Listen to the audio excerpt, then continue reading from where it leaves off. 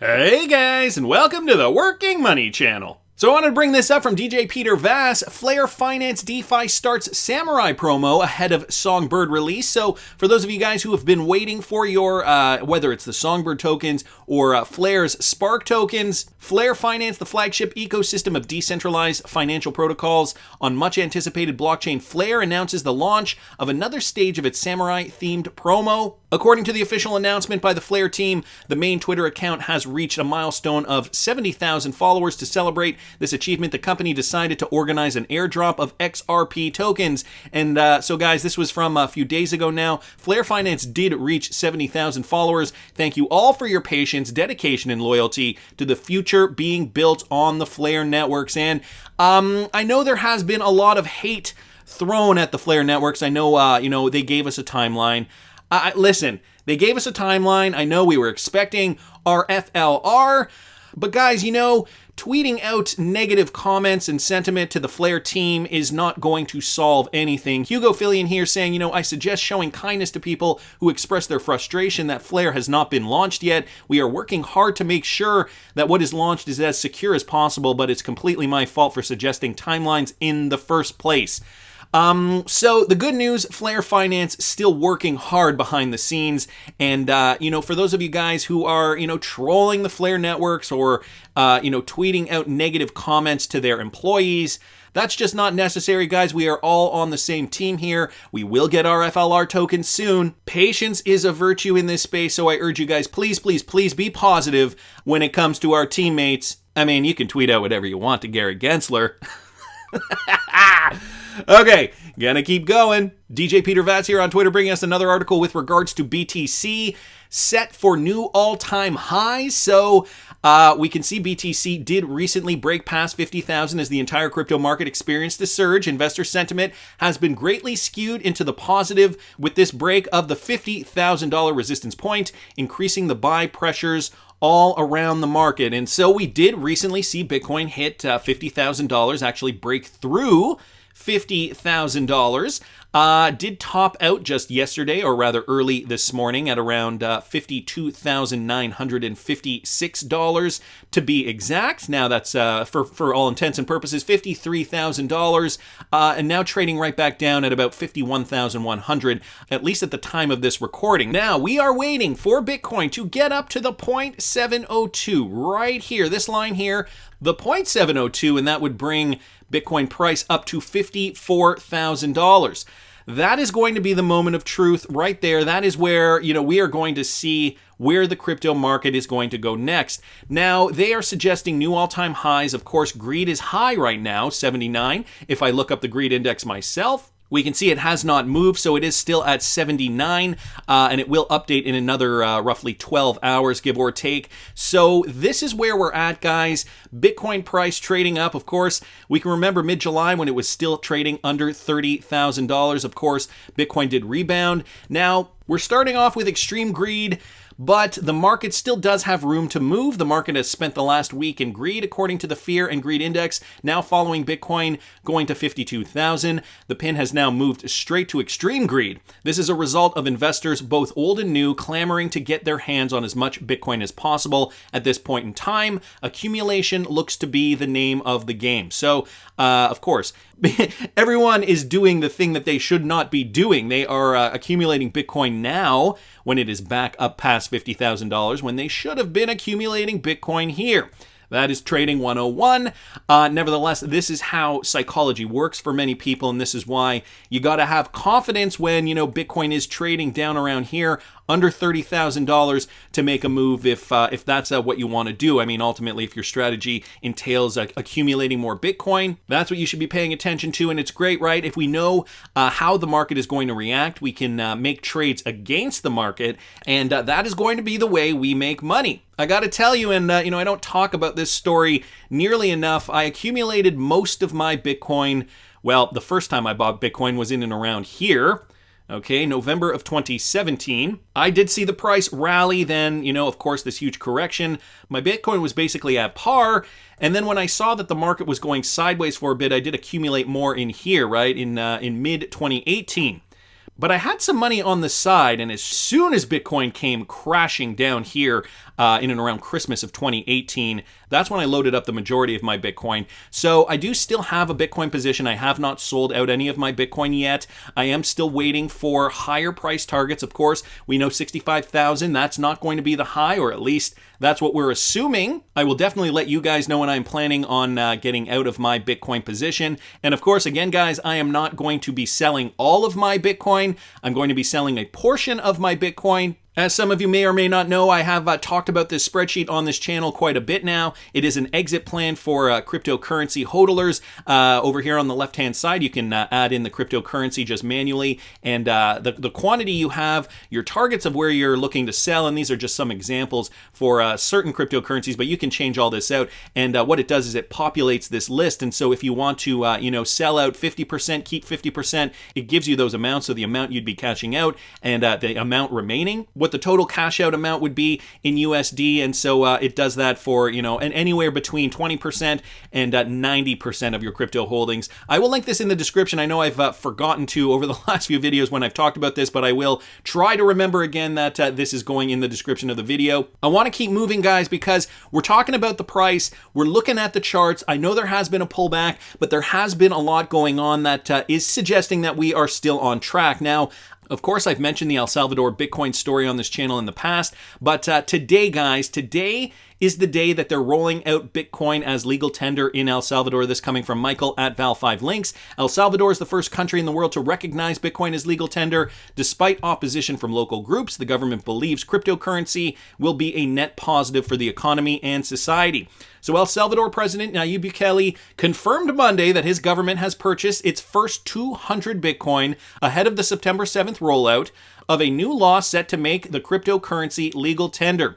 Our brokers will be buying a lot more as the deadline approaches, Bukele said, referring to the September 7th timetable for fully implementing the new BTC legislation. So here's a tweet from Nayib Bukele with regards to the 200 Bitcoins that the country of El Salvador purchased. I believe they're upwards near 400 Bitcoins at this moment in time. The purchase is part of a new $150 million Bitcoin fund passed last week by El Salvador's Congress. Of course, they are going to be giving away $30 worth of Bitcoin to their citizens who download the Chivo wallet, which is I think it's the government wallet that they are specifically wanting the people to use. So in solidarity, I know I have seen some Bitcoin proponents on Twitter saying, look, we are going to also buy Bitcoin in solidarity with the El Salvadorian people. As they're getting their $30 in Bitcoin, we are also going to purchase Bitcoin. Now, I don't know if that had been front run, because now we are seeing today is indeed September 7th. Now, indeed, we are seeing the price retrace a little bit. So if I throw Bitcoin here on the hourly, we can see, and I mentioned this in this morning's video briefly, on the 7th, right, the last few hours of the 6th, we saw that high of about 52.9.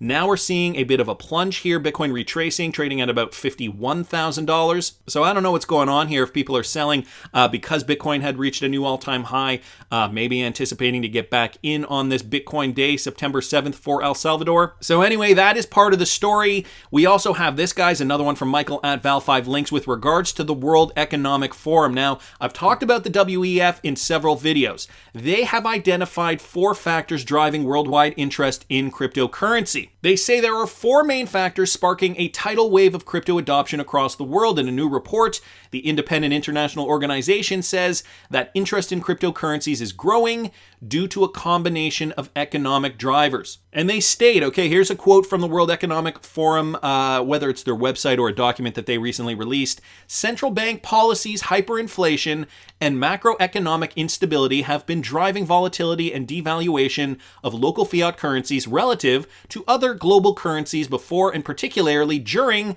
the beer flu pandemic. This has caused individuals and corporations such as MicroStrategy, Tesla, and Square to hold Bitcoin and other digital monies. It has also inspired increased advocacy by users and awareness among policymakers from the US to El Salvador who are crafting new policies around cryptocurrencies. The World Economic Forum also notes that remittance costs are eating up a larger than ideal percentage of transactions, potentially explaining the growing attention towards P2P or peer-to-peer systems found in many cryptos. Another factor driving interest in crypto assets is the creation of rapidly scaling of stablecoins as a much more efficient medium of exchange. So they do also talk about stablecoins, but I wanted to get back to the fact that after they mention people's interest around the world of cryptocurrencies, they then jump into remittance costs eating up a larger than ideal percentage of transactions. So you can see where their train of thought is going. Cryptocurrencies, people buying up Bitcoin and Ethereum. Then the next logical talking point for them, remittances. And we know who is partnered with the IMF. We know at least who is listed on their website. And I know I said IMF, but what I meant was WEF, the World Economic Forum. Ripple listed on their website as one of their partners, along with Chris Larsen as one of their contributors, executive chairman and co-founder of Ripple. So we know who's partnered with the WEF. We know that Ripple, of course, that Ripple specializes in remittance, cross-border remittance payments. And they mention the costs of remittance payments in this article specifically, talking about cryptocurrency. Another point that I mentioned on this channel quite a bit was this World Economic Forum paper from June 2021, and not going to get into it in detail here, but some of the cryptocurrencies that they have outlined as some potentials that will really disrupt the world in terms of technology. The XRPL definitely listed down here, along with some other ones, Algorand, Cardano, Celo, Solana, and XLM. So just another interesting point here with regards to the IMF. Of course, they are very influential around the world, whether we like it or not. So, to their talking points here, to their quote-unquote predictions with regards to cryptocurrencies, how they're going to reshape the world economy, we should probably be paying attention to some of the ones that they are eyeing, right? Which brings me to this article. Now, guys, I know I did touch on this yesterday. I wanted to get into what Michael Van de Poppe said after, and I didn't really talk about this yesterday, so I thought I'd do a video today about it. Van de Poppe is also looking at XRP in its Bitcoin pairing. So when we looked at the charts yesterday, I didn't look at XRP to Bitcoin. According to the crypto analyst, XRP and BTC is one resistance away from igniting a 140% surge from its current value, and then it gives the value of about 0.000025 BTC, or about $1.25. You want to take an entry around this area. You want to place your stop beneath, and most likely we're going to have a break that just pulls the trigger towards the next impulse move towards about 0.000038 BTC, worth about $1.90, and then you're actually going to look for higher lows and higher highs. Well, he's taking a look at the smaller impulse moves here, but guys, I wanted to show you something else. So let me take a look at that XRP to BTC chart. And the thing I wanted to show you guys, I'm going to throw it here on the daily, some things I've noticed, okay? So when we take a look at this chart, so this is XRP to BTC. This is how they trade compared to one another. And when you're looking at, this chart, same as when you're looking at XRP to USD, you are going to find support, right? You're going to find rebounds out of support, come back into support, rebounds out of support again. We can see that over here, right? This was another level of support for XRP before it came and rebounded out of that. Okay, so we've seen this in the past. Okay, this is from late 2020 and over here early 2021. We have January, right, when XRP was trading against Bitcoin. We found that it came right back down into support, came right up when we saw that surge, right, for altcoins way back in April. Of course, Bitcoin price did go up along with XRP. However, the ratio at which XRP moved was a lot faster. So XRP price compared to Bitcoin price actually started to take off. And again, you can see that as support on the chart here. Now, when I zoom out, and I'm going to zoom out here, throw that on auto, you guys can see over here during the last bull run, you can see over here when support was also hitting. So it did hit back in March before XRP finally made that first move up, right? And then over here in December of 2017, before XRP really did take off here, wow, right up there. Okay, finally maxed out at 0.00023,043, and that was all-time high for XRP. Now let me get rid of that. I'm going to throw this on the weekly, and I'm going to show you guys something else here that I think we should be paying attention to. So on the weekly, maybe you guys can see this chart a little better on the weekly. We're always going to be looking at the longer time frames, obviously. We've been holding for a while. This is a multi-year plan, so it's always good to take a look at XRP in the multi-year, whether it's the daily or the weekly. If you are looking at the longer perspective, a longer hold to maximize profits even further. Okay, so over here, over the last few weeks, we have noticed a bullish pennant on the XRP to BTC chart. Okay, you can see it forming there, and even if I were to put this on the daily, you'd be able to see the same thing. Remember what happened the last time we saw a bullish pennant form on the XRP to USD chart. Now I have that chart back up here, XRP to USD. Okay, the chart that we usually look at. The bullish pennant, break out of that, and upwards is the direction we're expected to see XRP move. That is very characteristic of the bullish pennant. So we go back to XRP to BTC. On the weekly, we are seeing that bullish pennant form. So naturally, what do we assume? XRP price to rally. Well, that's not it, guys. And if I zoom out here, I'm going to throw it back on auto, take that off. I kind of like to manipulate these charts manually so we can get a good viewpoint here. What happened the last time we saw XRP nail this support, okay, right back in May, April-May of 2017. Okay, that was the first huge move up for XRP after coming into this level of support here, guys. Came right up to over here, right up over there. I'm going to get rid of that arrow because that's very, very bold arrow there. But I'm going to just make a note up here. That was where it went. And if I were to take a percentage of how high XRP rallied from that point there, guys, we're up to about 881% from this level of support back in 2017. Where are we now? Well, we are hovering in that same level of support in 2021, forming a bullish pennant. We know in the past, bullish pennants usually mean the trend will move up. And this is great because I love taking a look at where we are today and where the price could go. And so 881% from here, if we just take a look at where that would take us, guys, 881%, give or take roughly, just confirms the price targets that we've been talking about this entire time. That would bring us to an XRP of about $12.79. So definitely within that $10 to $15 range. The XRP BTC chart obviously checking out. And, of course, again, when we look at the XRP to USD chart, same kind of movement if we were to see price go up 881%, give or take. Another thing I found interesting, if we bring the Fibonacci all the way down here, we are getting anywhere between the 3.618 and the 4.236 in and around here for that price target of $12.79. And so I did a video just a few days ago just demonstrating another math technique that would bring us up approximately to $11.15. Guys, if you didn't check out that video, I'll link it up here in the top right-hand corner.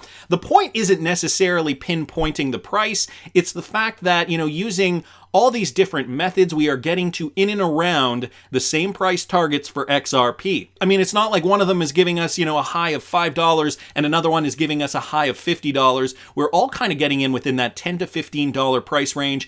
I think this is good because this says to me, more indicators that are checking out means that this target becomes more and more realistic as the days go on. But that's just my opinion. I want to hear what you guys think. Please subscribe to the channel if you haven't already. Like the video if you like the content I'm providing. I always love hearing your comments. See you in the next one, guys.